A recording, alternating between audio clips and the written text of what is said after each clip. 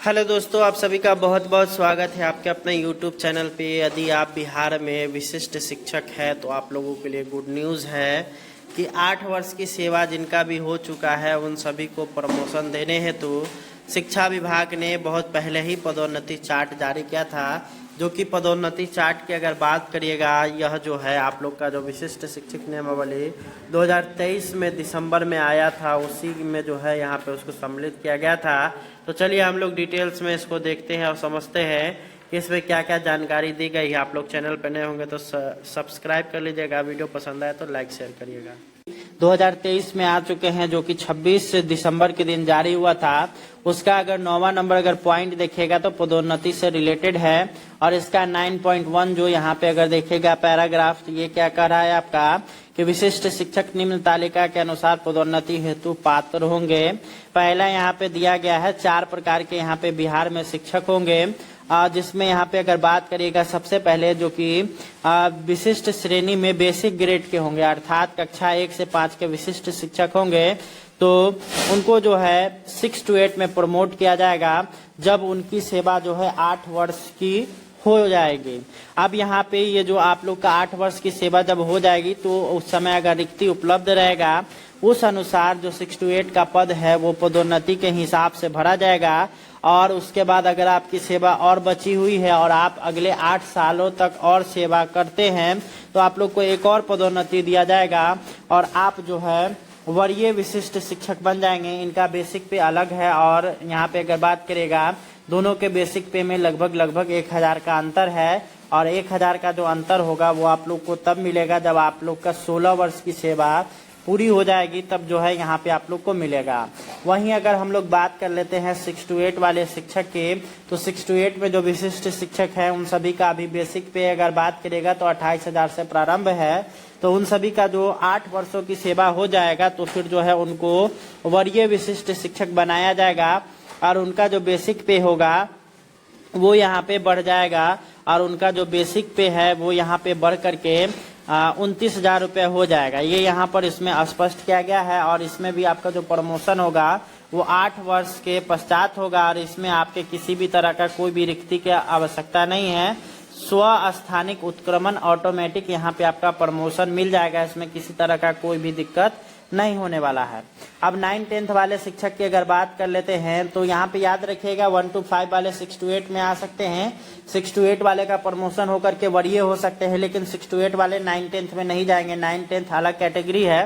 तो 9-10 की अगर बात करिएगा तो 9-10 के जो विशिष्ट शिक्षक हैं उनका जो है 8 वर्षों के बाद प्रमोशन होकर के 11-12 के विशिष्ट शिक्षक हो जाएंगे।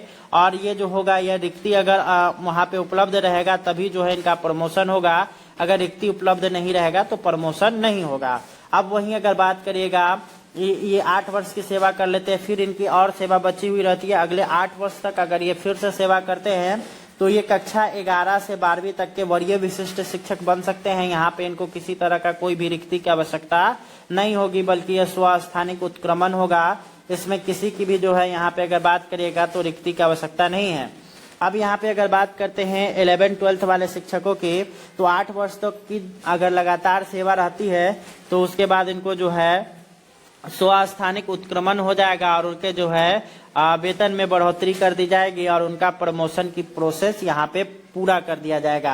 अब ये यहाँ पर रही बात प्रमोशन की। अब यहाँ पे बात आता है कि क्या आप जो भी पहले से नियोजित शिक्षक बहाल हैं उन सभी को जो है उन सभी में से बहुत सारे शिक्षक ऐसे हैं जिनका 8 वर्ष या 8 वर्ष से अधिक हो चुका है, तो उनको सीधे तौर पर पदोन्नति मिल जाएगा। तो ये यहाँ पर सोचना आप लोगों के लिए इस नियमावली के अनुकूल अगर देखेगा तो सोचना गलत है, क्योंकि यहाँ पर किसी भी तरीके का आपको जो है सेवा निरंतरता का लाभ नहीं दिया जा रहा है। अगर सेवा निरंतरता का लाभ मिलेगा तो फिर जो है आप लोग का प्रमोशन के लिए आप हकदार हो सकेंगे, लेकिन यहाँ पर आपको सेवा निरंतरता ही नहीं दिया गया है, जिस कारण से आप लोग जो है प्रमोशन के हकदार नहीं होंगे।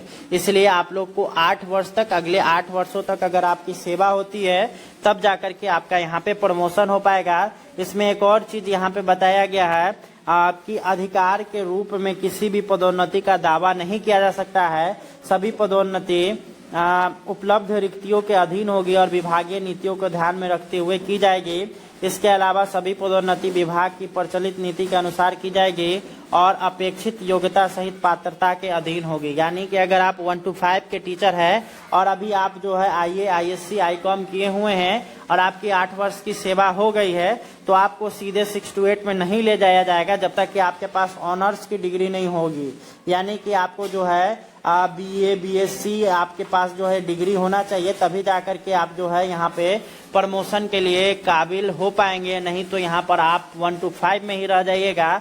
ये यहाँ पे स्पष्ट किया जा चुका है। वहीं अगर 9-10 की अगर बात करिएगा तो 9-10 में जो बहाली होती है वो ऑनर्स और प्लस में जो है बीएड, उसके बाद जो भी उसका जो है डिग्री वगैरह रहता है वो यहाँ पे होना चाहिए। और वहीं अगर बात करिएगा जब 11-12 की तो उसमें एमए चाहिए, एमए, एमएससी, एमकॉम जो भी हो, एमए से रिलेटेड यानी कि स्नातकोत्तर से रिलेटेड यहाँ पे आपके पास कोई भी डिग्री है तो फिर जो है आप अप्लाई कर पाइएगा और उसके बाद आपका प्रमोशन होगा। नहीं तो आप जहाँ पर हैं वहीं पे बने रह जाएंगे। ये यहाँ पर इसमें स्पष्ट कर दिया जा चुका है।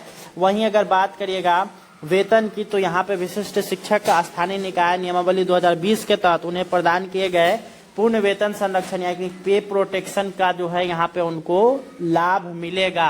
यानी कहने का अर्थ क्या हो गया कि अगर किसी शिक्षक का अगर बेसिक पे 26,250 रुपए 26,210 रुपए है अभी के हिसाब से, स्थानीय निकाय में अगर उनका जो है 26,210 बेसिक पे है तो पे प्रोटेक्शन होने के कारण उनका जो बेसिक पे होगा वो 26,210 से अधिक होगा, कम नहीं हो सकता है।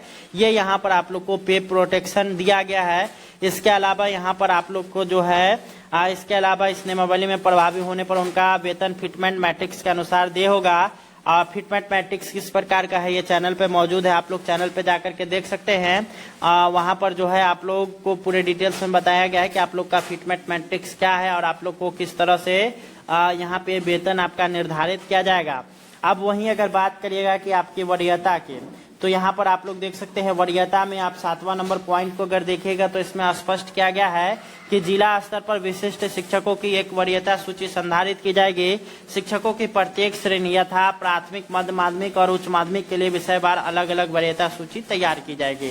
यानी अगर बात करिएगा आपके विद्यालय में, आपका विद्यालय 1 to 8 का है और आप शिक्षक 1 to 5 के हैं और कुछ शिक्षक जो है 6 to 8 के, तो ऐसी स्थिति में जो 6 to 8 वाले टीचर होंगे भले ही उनकी बहाली बाद में हुई हो परंतु वो आपसे सीनियर होंगे। क्योंकि वहां पे जो अगर बात करिएगा आप, क्योंकि दोनों ही श्रेणियां अलग अलग है, 9-10 वाले 6 to 8 वाले से सीनियर होंगे, 11-12 वाले 9-10 वाले से सीनियर होंगे।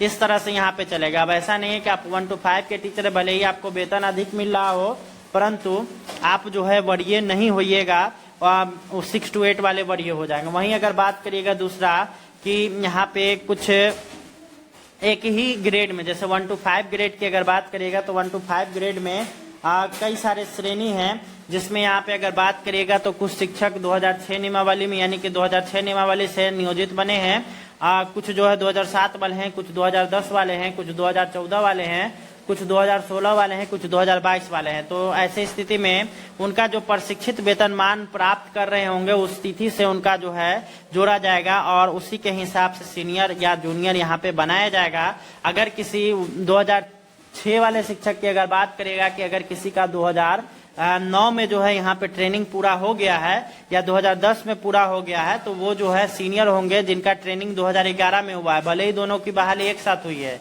ये यहाँ पर देखने वाली बात होगी।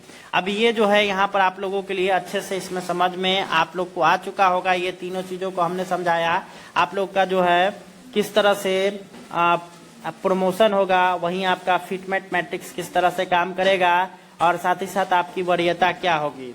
तो यहाँ पर अगर बात करेगा वरीय कौन कौन होंगे तो पहले 2003-06 वाले, उसके बाद 2007 वाले, फिर उसके बाद 2010 वाले, फिर उसके बाद 2014 वाले, फिर 16 वाले और वहीं अगर बात करिएगा तब जाकर के सबसे अंतिम में 2022 वाले आएंगे 1 to 5 की श्रेणी में। उसी तरह से 6 to 8 में जिनकी बहाली पहले हुई होगी वो आपसे सीनियर होंगे जो बाद में हुई होंगे। तो ठीक है, इसी तरह से आप लोग का पूरा प्रोसेस होगा। उम्मीद करते हैं कि वीडियो पसंद आया होगा। मिलते हैं नेक्स्ट वीडियो में। धन्यवाद, थैंक्स फॉर वॉचिंग।